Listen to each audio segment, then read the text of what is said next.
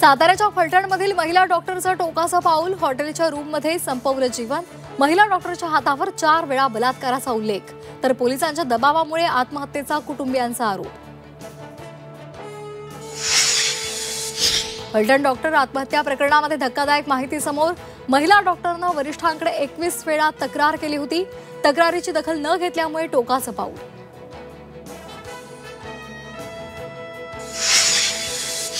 सातारा महिला डॉक्टर आत्महत्या प्रकरणामध्ये मुख्यमंत्री फडणवीसांकडून संबंधित पोलीस अधिकाऱ्यावर निलंबनाची कारवाई.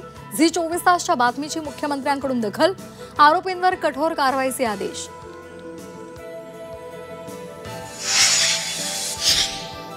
छत्रपती संभाजीनगरमधल्या आरएसएसच्या कार्यालयावर वंचितचा मोर्चा. पोलिसांचा आदेश धुडकावून वंचित मोर्चावर ठाम.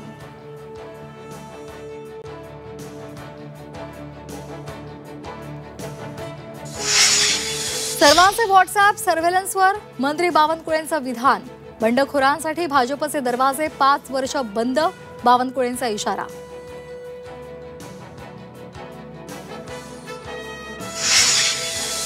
बावनकुळेंवर गुन्हा दाखल करून अटक करा. वॉर रूमच्या नावाखाली फोन टॅपिंग सुरू असल्याचा संजय राऊतांचा आरोप, तर केवळ पक्षाच्या कामांचं मॉनिटरिंग करत असल्याचं बावनकुळेंचं स्पष्टीकरण.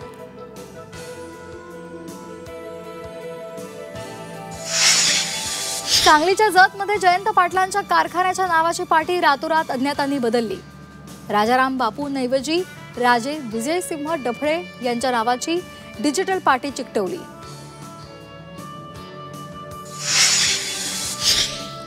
शिवसेना उद्धव बाळासाहेब ठाकरे पक्षाच्या मेळाव्याचा टीझर जारी. संकल्प विजयाचा, मुंबई जिंकण्याचा टीझरचा आशय. 27 ऑक्टोबरला वरळीमध्ये ठाकरेंचा मेळावा होणार.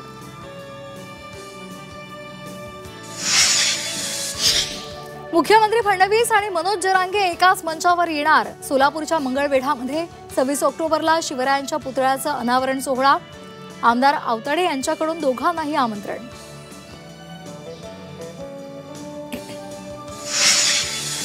दिवाळीच्या दिवशी दिल्लीमध्ये घातपाताचा कट उधळला. दिल्ली स्पेशल सेलकडून आयसिसच्या 2 दहशतवाद्यांना बेड्या.